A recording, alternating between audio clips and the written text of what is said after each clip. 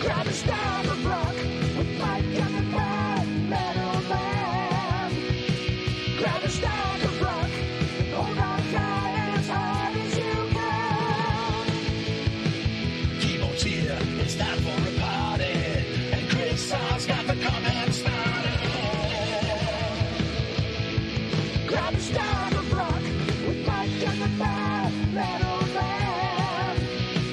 Grab a stack of rock and hold on tight as hard as you can. Grab a stack of rock. Grab a stack of rock.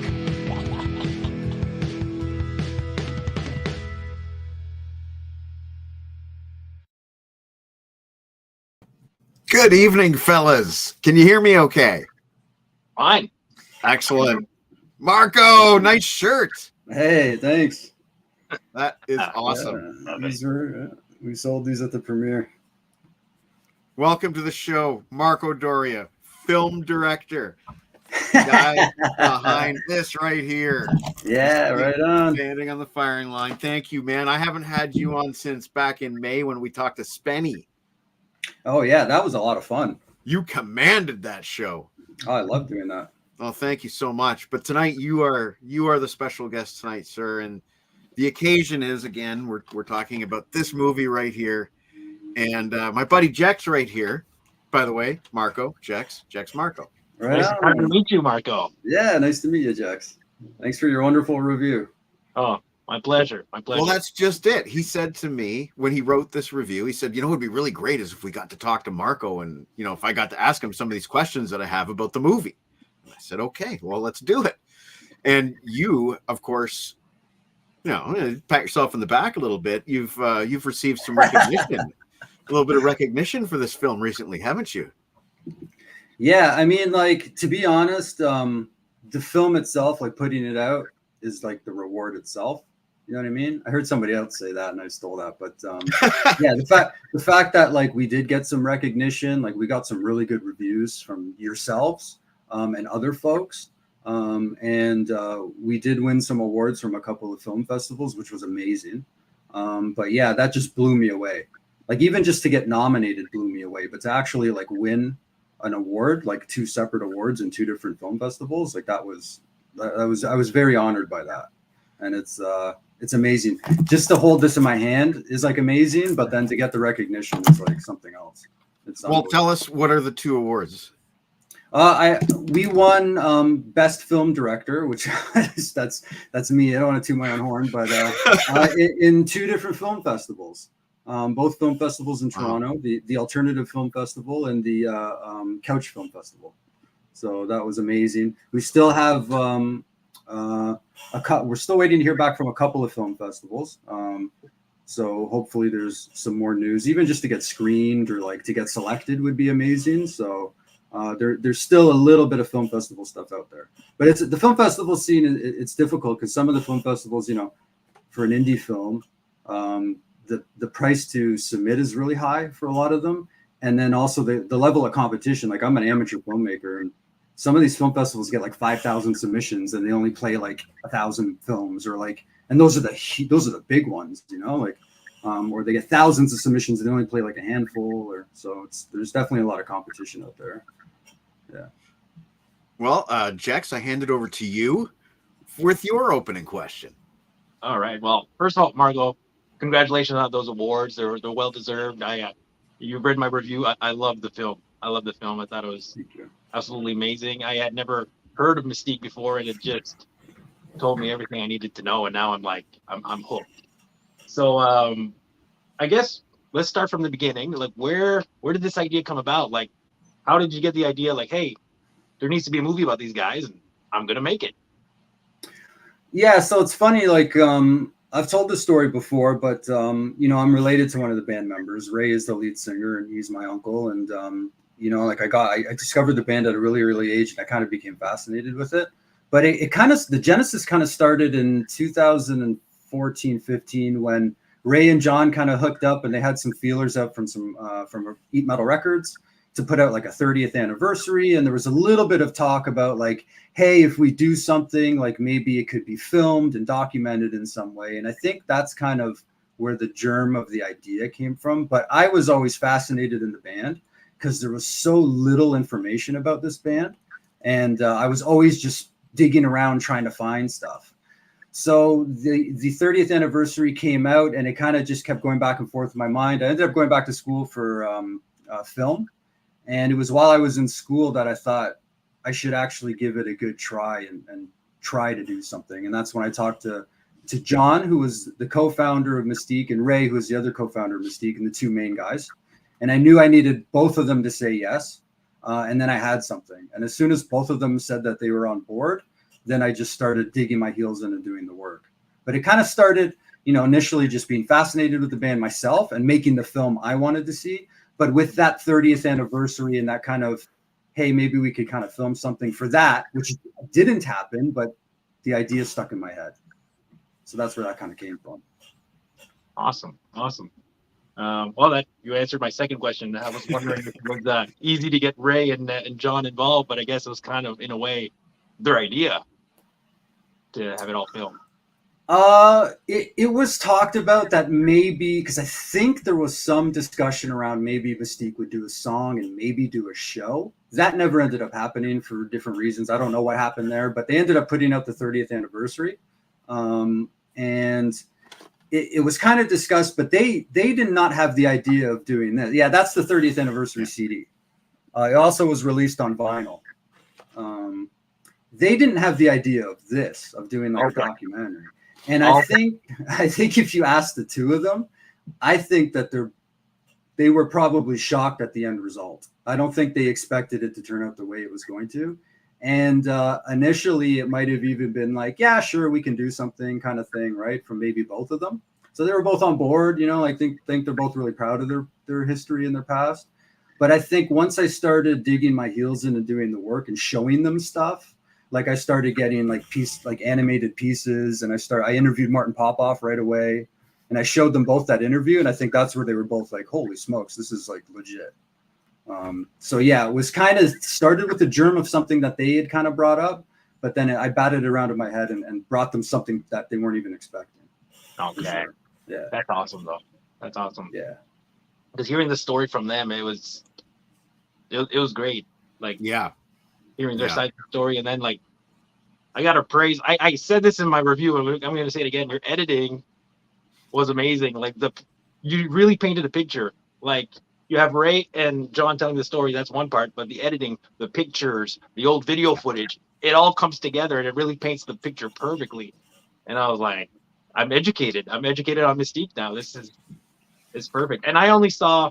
We might as well say now there are two cuts of the film. Right. A shorter one and a longer one. I saw the shorter one at 96 minutes.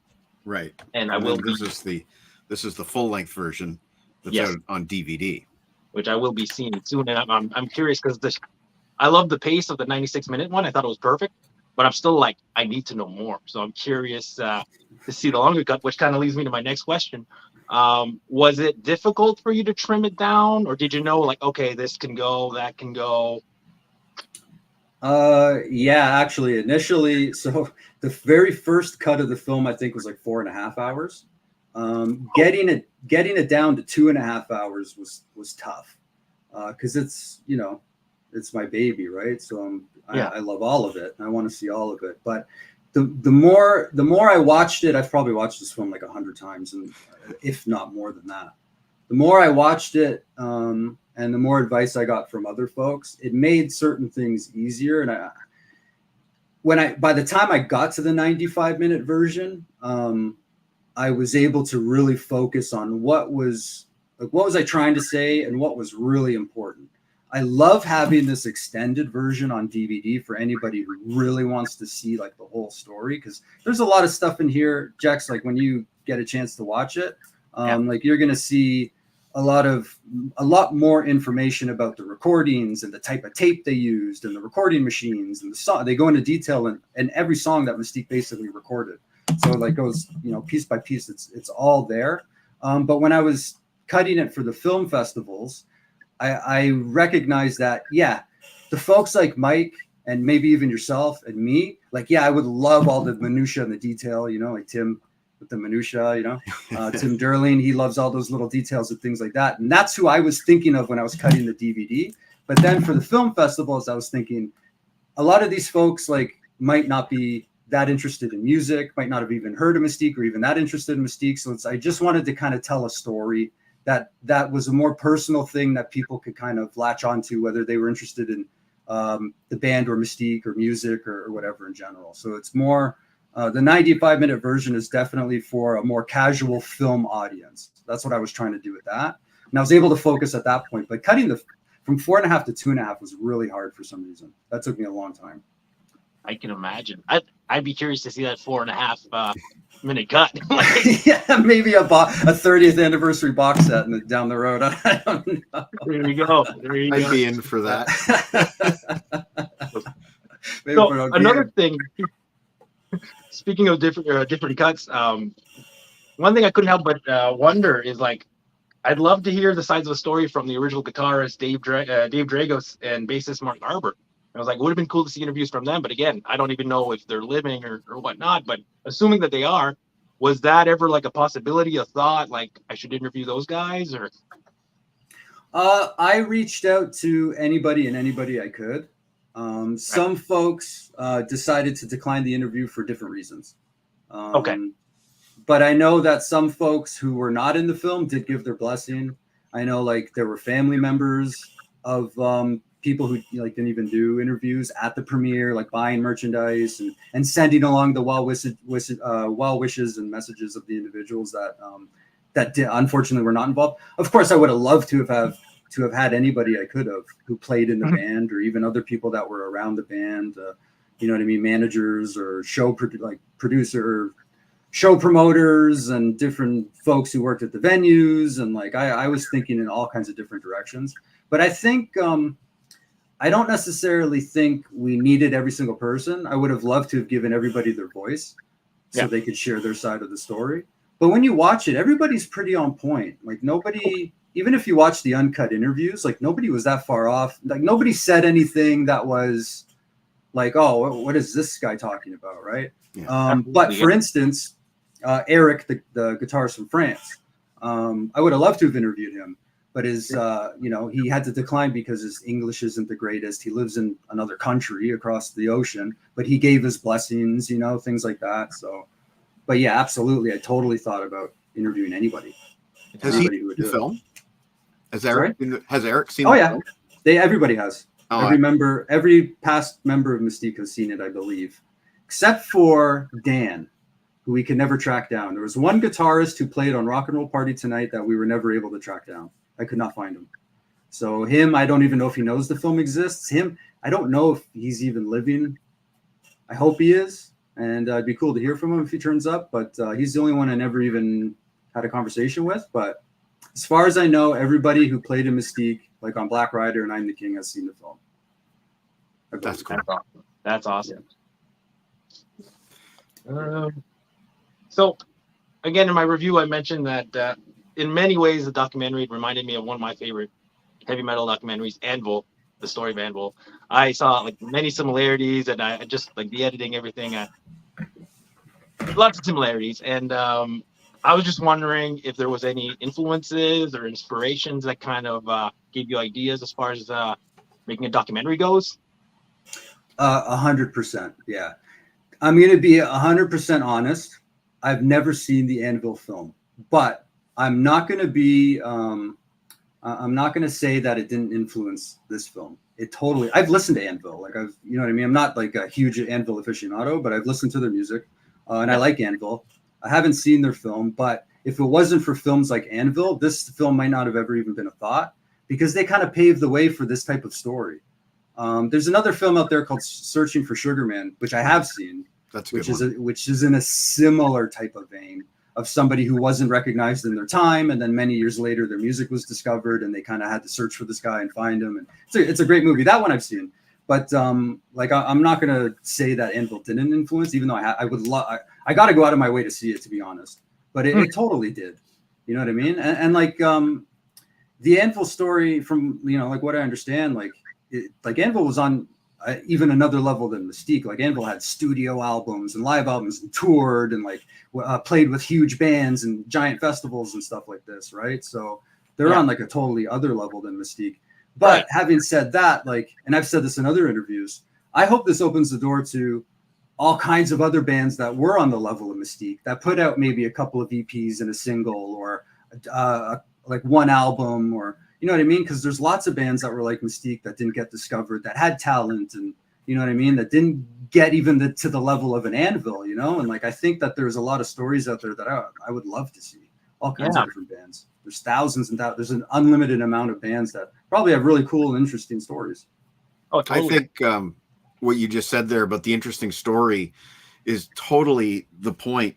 And the amazing thing about this band to me in this movie, especially the new cut, is that you get this evolution of this band from these heavy metal roots and then adding in these progressive keyboard elements, then transforming. It's almost like you get a full length band's career, but compressed into this tiny little space, which unfortunately, you know, they never even got their album out. And as you noted in the film, the album is partially lost. Yeah, the final album. Yeah, those final recordings. Yeah, for sure. It's a real shame. So sad. Yeah, and I had never even heard those songs until doing this documentary. Like those songs were dug up. Well, I mean, like the guitarist had it, who was working on it, those final studio recordings, but John didn't have them and Ray didn't have them. As far as Ray hadn't even heard them since he had recorded them in like 88, 89, whenever those songs were recorded. Oh, wow. And for me, I had never heard. So for me, it was like, even just if the film never got made, uncovering the cool stuff that I did would have been worth it. Even if I never finished the film, just to hear those songs or to see the footage, that black and white footage that's in there. You know, like I had never seen, we found, I've told this story before, probably even on your show, Mike, but we had an undeveloped film reel where the process of developing it had been discontinued by Kodak in like 2000 or 1999 or something. So there was a special process that was, you know, it took 6 months and shipping it to one of the very only places in the world that could develop it. And we had to wait 6 months to get it back to even find out if there was even footage on it. Right, because it could have either been lost in the developing process, or it might not have even been footage of the band. It was kind of like a risk, you know, and it wasn't cheap either. But it was a risk that paid off. Thank goodness. That's just one of the little treasures that I discovered along the way. Now, you sent me a clip earlier. I don't know if that's part of the reel that you're talking about, but we do have a clip here. Jax, you didn't know about what the clip was going to be. I only found out recently. It's Orion, the genesis of the band, of essentially how Ray and Johnny hooked up originally in Orion. So maybe we should run that. Is that an example of the kind of video footage you're talking about? Because there is some black and white footage in that clip that you sent me. Yeah, so that was developed for the film, for the documentary. That was from the undeveloped film, and nobody had ever seen it. It was undeveloped, right? Wow. So that was footage that had never been seen until it was developed 35 years later. I think it was 1981 or 2. And it's interesting because the Orion story is almost like a microfilm. It's like a 2.5-minute documentary about its own band. You know? Yeah, really, that is true. So this is the kernel, this is the seed of Mystique, and this is from the film, Standing on the Firing Line, and believe this is currently an exclusive for us. So enjoy this clip and you can see a taste of what this film is like. The first time I met Ray was I went to audition for Orion.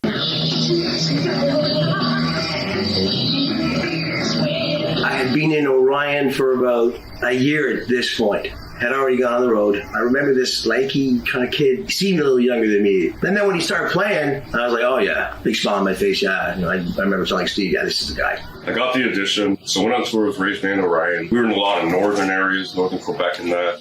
Me and Ray kind of hit it off, so we were always roomed up together. We hit it off right away, John and I. On the road, we were inseparable. We did everything together, everything. We were like brothers. The first show, we were late. The truck we had rented from U-Haul didn't have the proper sticker. So without having the proper sticker, we got pulled over. We had to stop, so we got that all taken care of, but we were late for the first show, so we wouldn't even get paid. So here we are. We're in northern Quebec somewhere.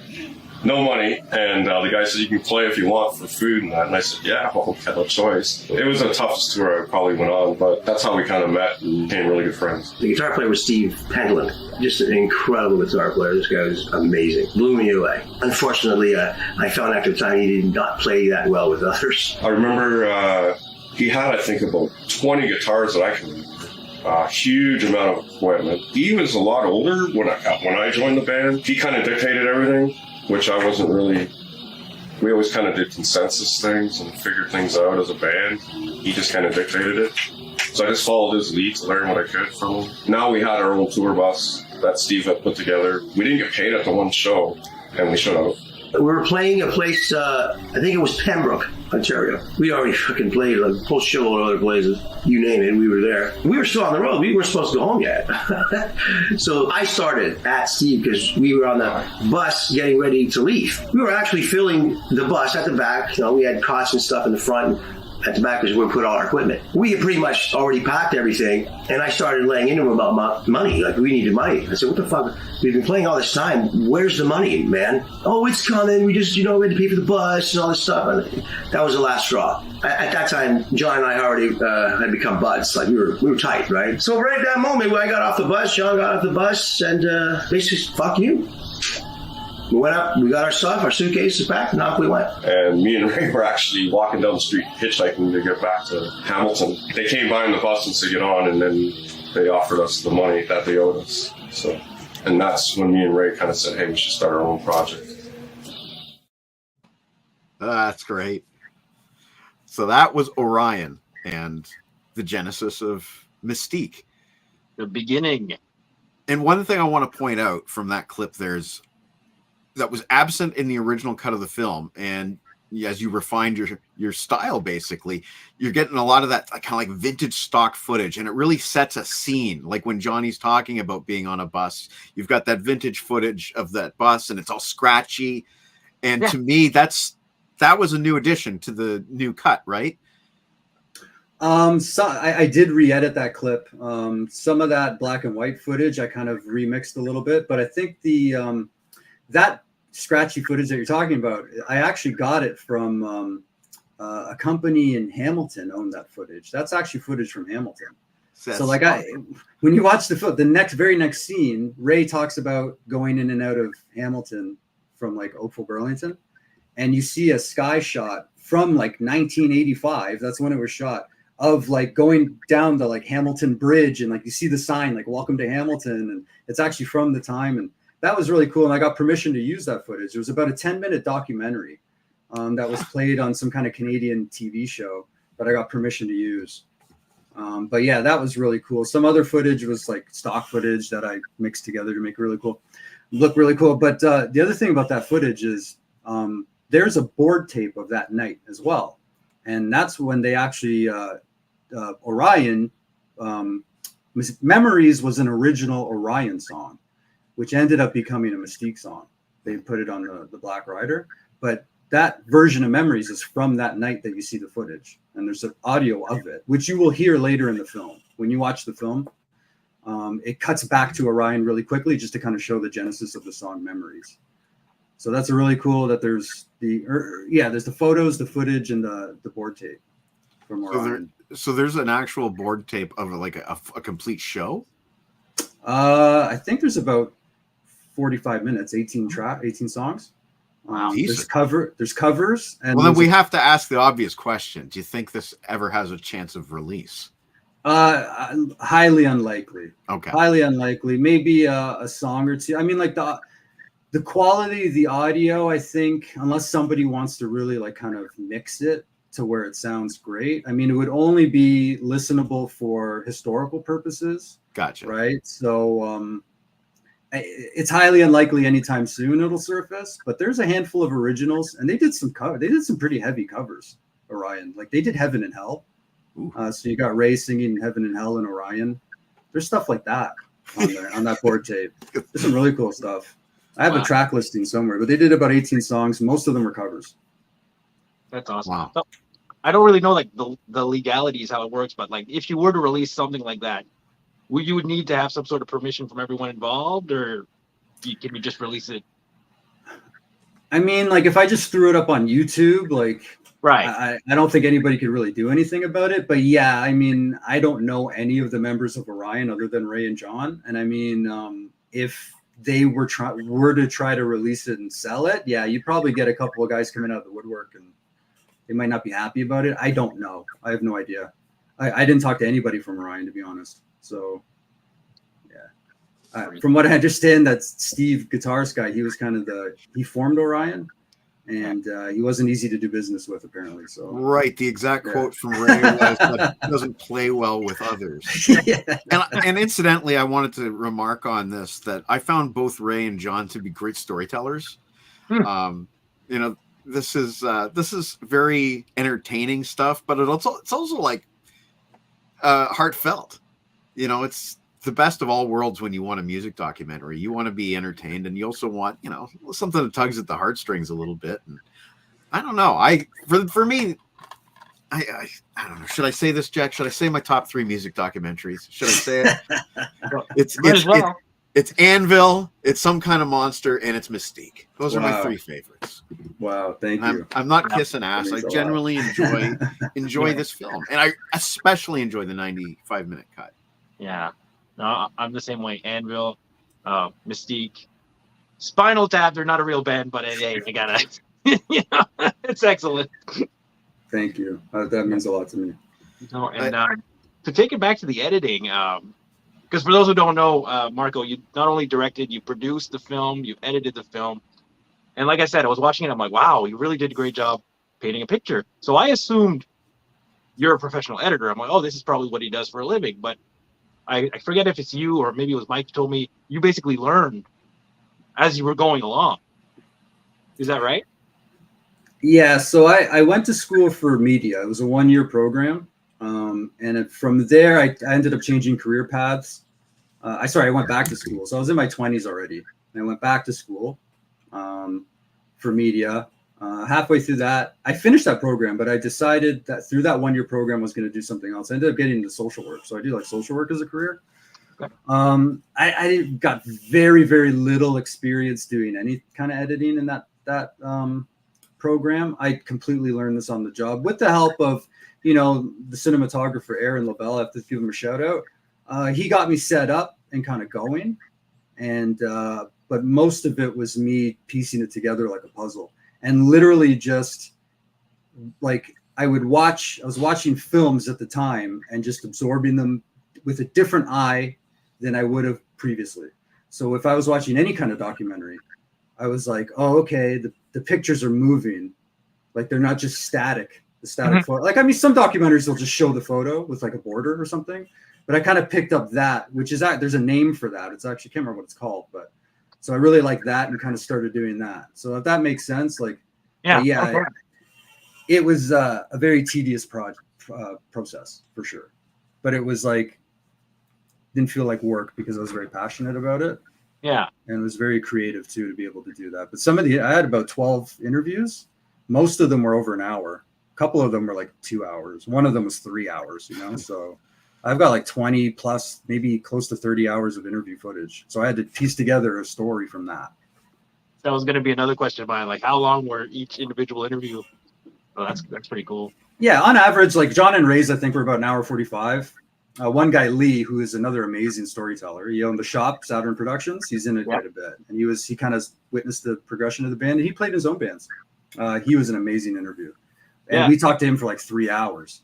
And like, I'd love to see something about Saturn Productions because they were in business in Hamilton for close to 20 years, from the 70s to the 90s. And he had all kinds of bands come through his shop, like punk bands, rock bands, metal bands. And he knows a lot of guys in the music, like he knows like the guys from like Teenage Head and stuff like this, right? I was gonna ask if you said Hamilton, and I was like, you must know Teenage Head. Yeah, so like he like knows those guys, and he played in his own bands, and like we shot in his basement looks like a recording studio. He's got all the machines set up, and he's got boxes and boxes of flyers and posters and all kinds of stuff. Like he's got like a Hamilton music museum. If you go to his basement, he's got posters and 8x10s all over his walls, and it's incredible. And something should be done there for sure. Yeah, There's definitely a lot of- I enjoyed his bits very much. He was like Mike said, Yeah. he was a great storyteller. Yeah. He was a great contribution to the movie. So do you have Marco? Do you have like a favorite moment in the film, or maybe like a favorite behind the scenes memory from making the film? The Orion clip is one of my favorite clips from the film. That was the first thing I put together and that I sent to Ray and John. Other than showing them the interview I did with Martin, that when I interviewed Martin was huge. Yeah. The fact that like he was willing to do it and just responded to me immediately. And what was interesting about that was he had put Mystique in a couple of his books, the vinyl record price guide and the 80s metal review guide, where he reviewed all the albums that he priced in different volumes. And he gave the Black Rider 9 out of 10, and he's in Toronto. So I'm like, I got to talk to this guy, right? So I emailed him, and he was very approachable and was like, yeah, sure, let's do it this weekend. And I was like, whoa. Like, you know what I mean? Like, so he was right on board. And I remember him telling me, I might have mentioned this in an interview, but he said, you know, like, I know of the band and I've heard their music, but like, I don't know how much I can say about this band. So like, you have to be really specific with your questions. And like, I showed up and I have about an hour 45 with Martin. Wow. And like, I remember that was one of my favorite moments, because I remember leaving there feeling like I was like on cloud nine, like, wow, that was amazing. His entire interview would be amazing just to put up, because it's about like not only Mystique, but about the music business, about bands like Mystique, about what you had to do at that level to make, like, it was like a lesson for me. Like, I literally was like, I know more about Mystique now, like, than I did an hour and 45 minutes ago. Like, I understood things better. He painted a better picture. And I think having him in the movie also kind of gave some legitimacy, because he's a objective music journalist. Mm-hmm. So to throw him in there was awesome with his credentials. So that was amazing. And you already know from my reviews and just talking to you, my favorite scene is Martin Poffhoff's infamous quote about the Mystique look in the mid 80s. And I won't spoil it for those who have not seen the film, but pay attention to that one scene. Magic. The way the guy just describes, I've said this many times, the way the guy describes music is very unique to me. He paints a picture with words, and it all comes so natural to him. So, you know, to get him in the film so easily, that's a real coup. And of course, that developed into, I guess, the Contrarians grew out of that, right? That's right. So yeah, and that's where I was kind of cutting my teeth with the editing too. So I was as I was learning how to edit, I was editing early episodes of the Contrarians. So that definitely influenced the film as well. Yeah. My other favorite scene, the God Note. Oh. You know, there's this one part where they're recording "I Am the King," and Ray just he hits this note and he holds it and holds it and holds it, and it's just incredible. That's my favorite scene. It's mind-blowing. I imagine, Marco, that those were scenes right from the get-go when you had 18 hours of footage or whatever you were juggling. I imagine that you knew those scenes were getting in the movie no matter what. Yeah, there was definitely certain aspects of things I wanted to capture for sure. Definitely things I had no idea about came out in the interviews that ended up in the film. And there's a bit that probably didn't get in some information, but I think I think Mystique is covered really well in those 2.5 hours. I don't really think there's much more to uncover, but yeah, doing stuff like that. The thing that's interesting is when you watch the film and you see, you know, talking about, like, Ray is talking about, oh, I think I held it for 12 or 13 bars. You know, I'm cutting to images of print, like magazines, yes, and newspapers. You could hit pause and read it. Yeah. Those are legit. None of those are fabricated. And there's a lot of stuff in the film that they're talking about that I show you the magazine and the newspaper print and the articles and the actual, I'm showing you the evidence as it's happening. None of that was fabricated. And in the magazine, it talks about, oh, on the album, there's a note that Ray holds for 12 or 13 bars. And none of these guys practiced this. None of them went through the Mystique stuff, and they all were doing it off of memory. So that's why it was pretty incredible how accurate and how lined up everybody's story was, after not even thinking about a lot of these people like Vic, Ian, they didn't even think about the band for 30 years. You know what I mean? They sat down with me. I got probably an hour and a half, hour 45 with each of those guys, and they talked about Mystique, like, and they were right on board with everybody else. And I could point to the print, and it's not like anybody read this stuff and studied. You know, like everybody was right on like A+. It was incredible doing that and seeing that, and then going back and showing, like, yeah, look at, you know, it's right here. It's in print. It's factual. You know, That's awesome. And now you've captured that and essentially preserved it for history. It's there. And, you know, like you said at the beginning, it was hard to find out anything about this band. Martin didn't know much about this band. But then now you've done this civic duty to heavy metal by preserving all of this information for posterity. You know, it's out there now and it can't go away.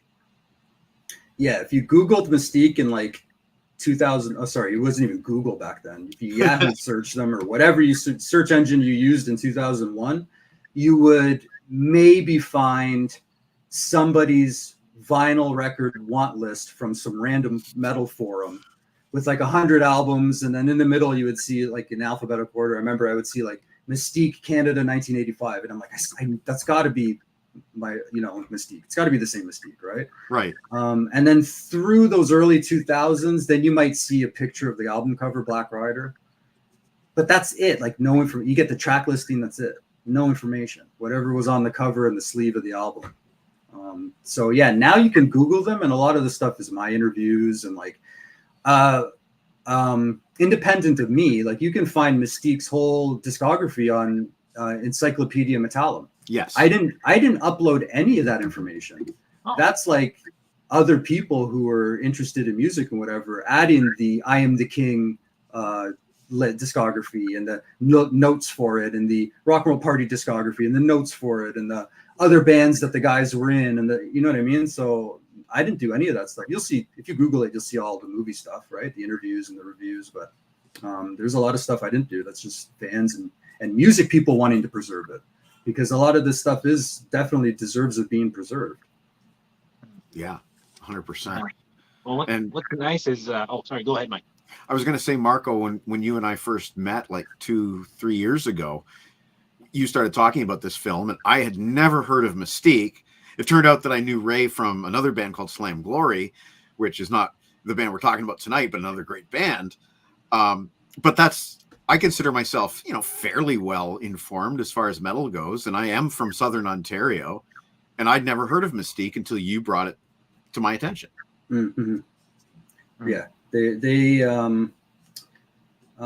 it's interesting because they're definitely recognized by small handfuls of metal collectors throughout the world. Like I know in Japan, they have like Japanese bootleg versions of Black Rider in Japan. I know Eat Metal Records is from Greece. An Italian record company, Flynn Records, put out I Am the King on vinyl. So that was really cool. But they're known, if you're really into a specific kind of like collecting metal, especially because of Martin and his price guide and him putting the image in there of the Black Rider. A lot of people were drawn to that image, that album cover image. But yeah, unfortunately, they didn't get a ton of recognition at the time. It would have been awesome if they had put out like a music video. There was talks of putting out a music video. It would have been cool if they put out a full studio album, Yeah. you know, or a couple of studio albums or something, right? So it might have been a different story, but you know. Well, sorry, I just have to say it. This is, as far as I'm concerned, the studio album. You know, it's what we can buy. It's 10 tracks. I love this. I really do sincerely love that. And I recommend that people check it out at the Mystique socials. Maybe now would be a good time just to mention that there's a sale on right now on the DVD. Am I right? Yes, we have a special leap year sale on the DVD. It's 30% off. I believe it's $15 off, which is about 30%. So it's $15 off right now if you get it. And it's for the leap year because it's February 29th. This only happens every once in a while. So we figured we'd do something special. And because you invited me on your show, we figured let's have something to announce and, you know what I mean? And come on and actually be able to say like, yeah, if you want it, like now's probably the time to, if you were on the fence before, now's probably the time to get it because it is on sale. So yeah, we're doing that sale. You'll find it at the URL is like Mystique Online Shop. But if you go to any of our social medias, you go to our YouTube page, Facebook, Instagram, you can easily find the link to the DVD, to the website. And there's all kinds of other cool stuff too, like merchandise. Like I'm wearing the premiere t-shirts. So we had these printed up for the premiere. This is very similar to their record release bash t-shirt, which they actually sold in 1985, because they had t-shirts, which is really cool. Something that the movie talks about, which is really interesting, is, you know, Mystique had a pretty good fan base in Hamilton, and they printed t-shirts and buttons and stickers. They had different variations of shirts and things like this, right? Yeah, oh, awesome. Yeah, you put the link there. Thanks. So we kind of tried to replicate some of that stuff, a little bit different. We had our own spin on it. Like this is the film premiere bash. The original t-shirt was the record release bash, which looks similar, had the same logo and in the same kind of print. But that's available on the website. Mystique buttons. There's the CDs, the I Am the King vinyl, which I think they only printed 100 of. We have a few of those kicking around still. I think the Black Rider vinyl is sold out now, but there's still some CDs of the Black Rider 30th anniversary. And this has the bonus tracks and everything else. Like I said, it's basically, if Mystique never made an album, this would be what we could get and call it an album. I'll leave that address up for a little bit, and then I'm going to throw it back over to Jex. I was just going to say, I finally, because watching the documentary made me want to listen to as much Mystique as I could. So I finally bought a copy of that EP today. So I look forward to checking it out and listening to it, because the bits I heard in the film, I'm like, this music's incredible. Like, I need to hear it in full. And I know I'm not going to be the only one, so I encourage anyone to, pick up the DVD, like take advantage of the sale, and chances are there's going to be new fans popping up left and right. And while they don't have a ton of music, Mystique, they do have music, and it's available at the website. I encourage anyone. Sorry, it's interesting too, because I think there's about 10 originals that aren't on the 30th anniversary. Mostly from those last there's about 6 tracks from the last recordings, and then there's a handful of demos from before that with Eric on guitar, and then there's a couple of tracks from I Am the King, because I Am the King was a 5-track cassette. Yeah. And they took 3 tracks for the 30th anniversary. There's 2 other tracks that are on I Am the King that aren't on the 30th, Alone in the Dark and Silent Tear, which Silent Tear is super heavy. If you listen to Prelude Opus 1, the instrumental, which is on the 30th anniversary, Silent Tear is almost like the instrumental with lyrics. So that's one that's not on the 30th. So they could put out a 40th anniversary with 10 tracks that nobody's ever heard before. You know what I mean? Like, and maybe even live. So I don't know, but that's like I don't know if that'll ever happen, but there's more Mystique music that has not been released. Now, I haven't heard Discogs lately, but I know that the I Am the King cassette is not common at all. And so if anybody out there wants to do some kind of reissue, there might be some fans out here willing to pay. But 40th anniversary, whatever. I say you do a 40th anniversary DVD, and you include both cuts and maybe a box set with like the entire Martin Popoff. Hey, you can dream, right? Yeah, we'll see. I think so. We did about 250 of these, and I don't think they'll be pressed again. Yeah, but the cool thing about these though is that these were stamped like on a production line. These are not burned DVDs. Right. These are sealed. They're factory sealed.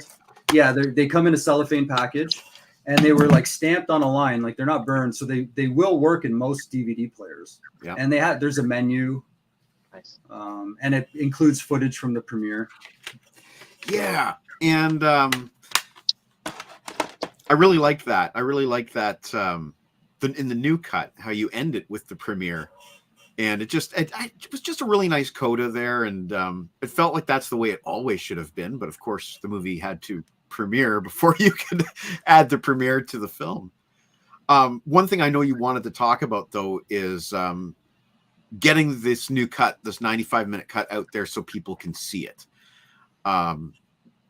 What can we expect in 2024? Do you think there's a chance that people will be able to easily see this film?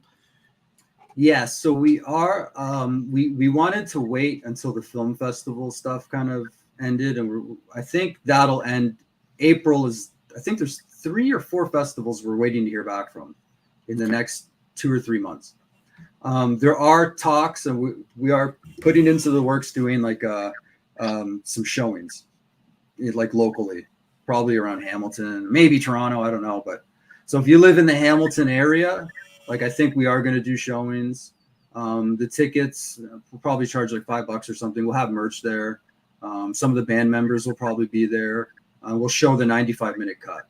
So that way, like if you come out and you see the film and you love it, you want to take it home, there's another almost an hour more footage that you get on the DVD, because the DVD I think is it's 139 minutes, so that's over 2 hours.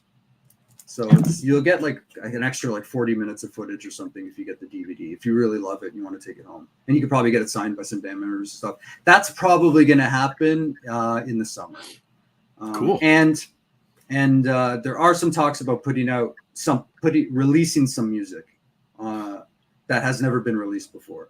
And hopefully that'll maybe happen in the summer as well. So it's really cool because like we're riding this wave, you know, and like the film was super successful.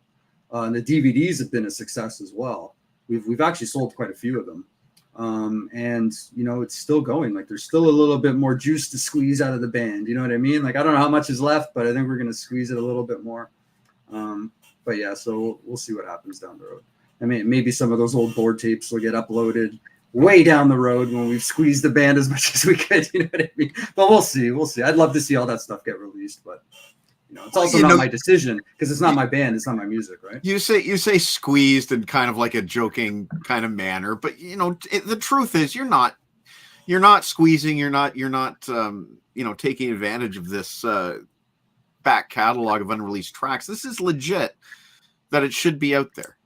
Like, I think anybody who loves music and especially heavy metal and is into the scene, you know, the untold stories. I think that this is the kind of thing that needs to be out there. You know, all the Mystique music that is deemed listenable. It would be great that it would be out there for posterity and history. And fact is, they wrote some really good songs. And if only the recordings, you know, if only the production could have been just a hair better, you know, maybe that would have been the thing that tipped it the right way. Who knows? Yeah, and I'm probably being a little facetious when I say squeeze, because like really it was like the premiere was a celebration, and everybody on board, myself included, Ray and John both said, we don't care if we make any money doing this. You know what I mean? Like nobody wanted to lose money because you know it costs money to produce merchandise, it costs money to produce DVDs, it costs money to rent the theater when we did the premiere and stuff like this. We didn't want to lose money, but I mean, if you told me 8 years ago or whatever, I was never going to make a dime off this thing, I still would have done it. There's nothing that would have stopped me from doing it. So I only say that kind of as a joke, but there is still some Mystiques. The wave is still going. It's going to go a little bit longer. Oh, for sure. So I'm excited about the future, and I'm excited about continuing to celebrate it, because that's all it is. It's all just about celebrating the band and the music, and hopefully inspiring some other, you know, bands and things to kind of think about a second career. You know, because there's a lot of bands out there that I think could do similar stuff. You know, they don't have to be feature films; they could be short films. You know, there's a lot of history out there. Hamilton every big city should have a museum of all the bands, and you know, like there's a lot of bands in Hamilton that'll never be recognized. That, you know, go to Lee's basement. That's a museum. You should charge people to come in to look around. Like it's incredible. You know, absolutely. Jax, did you want to ask anything else before I get into our final questions? Yeah, okay. So we mentioned the website and the merchandise that's on there. And as I was looking, when I was making, planning my purchase, I noticed I Am the King, the vinyl that you mentioned. But I collect vinyl, but I love like something on the go, like CDs for the car and whatnot. So I'm just wondering, do you know if there are any plans for a CD reissue of I Am the King, or is it just vinyl for the time being? It's, as far as I know, the deal, whatever they did with Flynn Records is done as far as I know. So unless Flynn Records or another record company reaches out to do something with Mystique, because Mystique is Ray and John, right? Yeah. So like it is currently available on vinyl. Some of the tracks are on the 30th anniversary on the CD. Right. So you'll get the title track, you'll get Standing on the Firing Line, which is what we named the documentary after, and the instrumental, which is an incredible instrumental, will be on the CD. But as far as I know, there's a plans.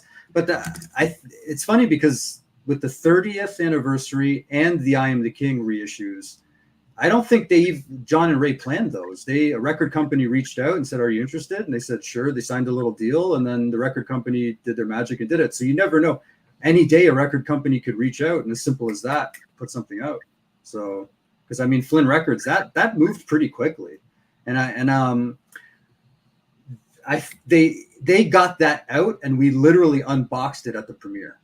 So we sold a few copies at the premiere, and like literally I was pulling them out of the box at the premiere. We got it just before the premiere. I don't know if they did that on purpose, if they were seeing the kind of that this thing was going to come out, but yeah, we knew that was going to happen. I thanked them in the credits of the film. Flynn Records and Eat Metal Records.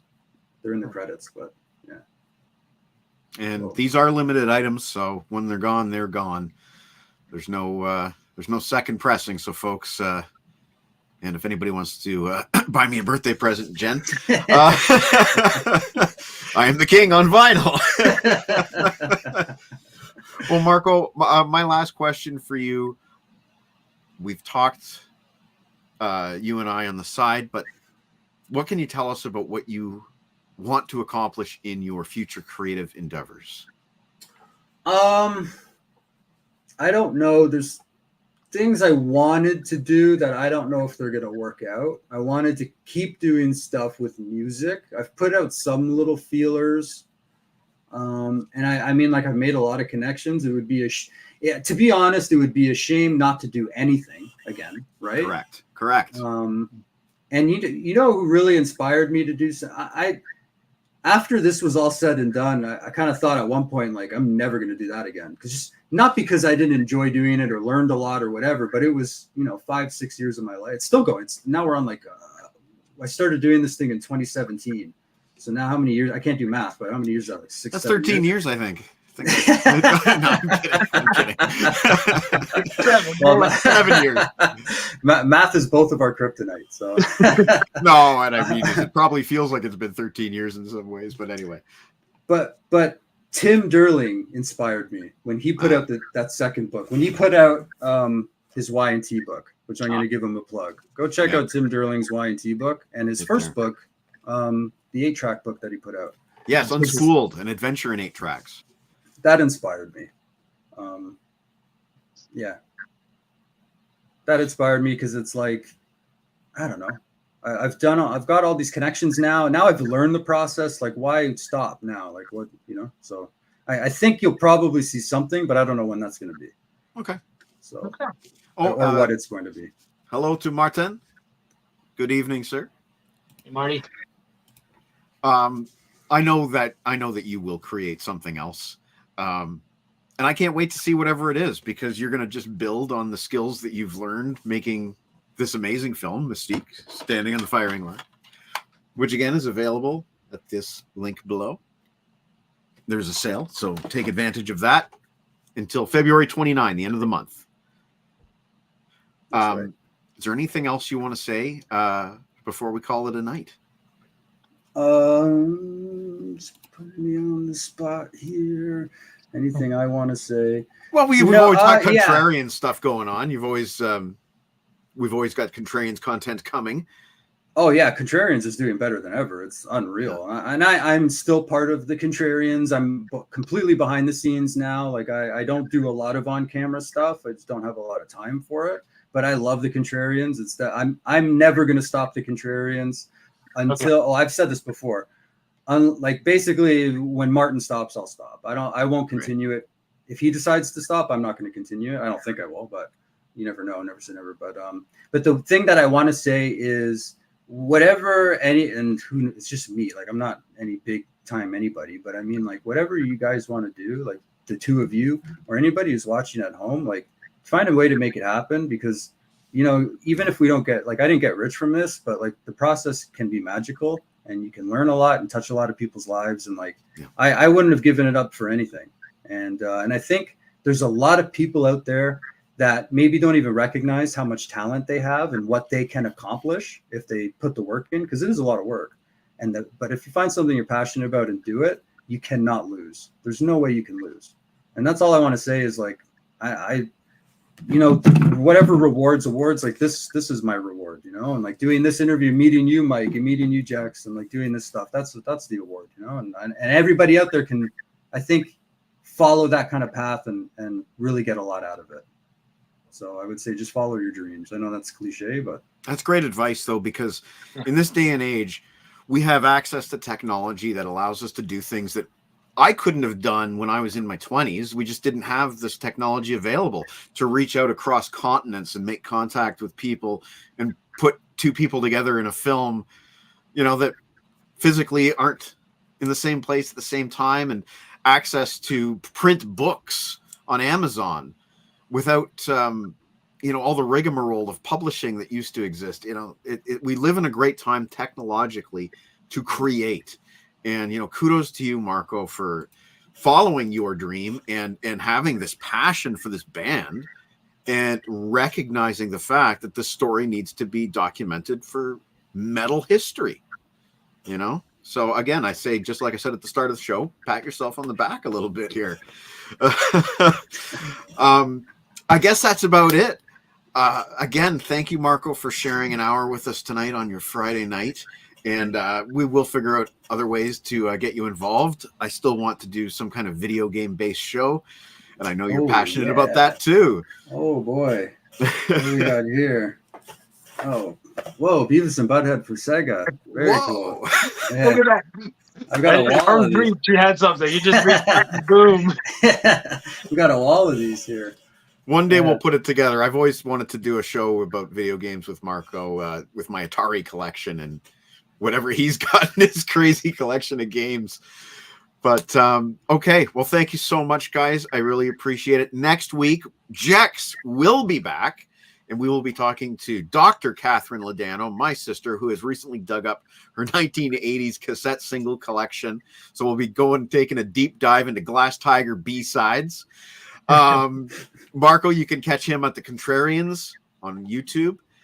He is with Martin Popoff. You've created a remarkable community. I've made contact with so many wonderful people, such as Peter Kerr, Reed Little, Peter Jones, all these wonderful people. And, thank you so much for doing what you do for the metal community. And as for me, I'll be back next week with my good buddy Jex.